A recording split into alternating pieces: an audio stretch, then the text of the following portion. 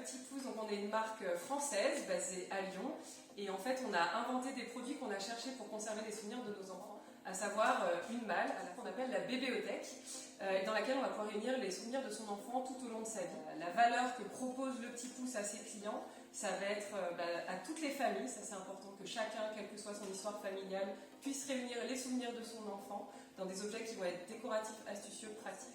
Et c'est aussi de proposer aux offrants, donc les familles, l'entourage des parents, des objets qui vont être à la fois originaux, qui vont durer dans le temps. La première chose que j'ai beaucoup aimé dans la formation, c'était tout le travail autour de la mission.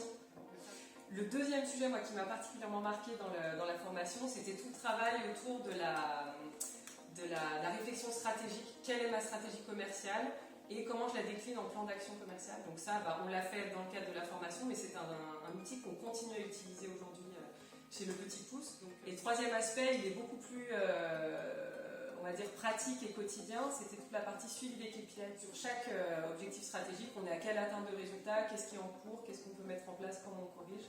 Donc c'est très très opérationnel. On a vraiment rebasculé sur du complètement digital pure player. On a mis en place ce plan d'action commercial là, on a testé beaucoup de choses. On a arrêté certaines, on a appris sur d'autres, on a intensifié ce qui marchait et je pense que c'est pour ça qu'on est à ce résultat positif aujourd'hui de plus 85% sur le chiffre.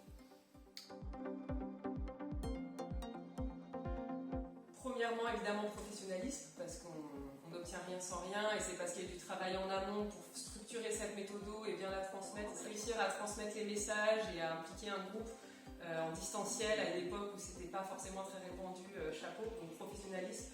Et puis sympathie, le plaisir de travailler ensemble, les échanges qu'on a pu avoir, y compris au-delà de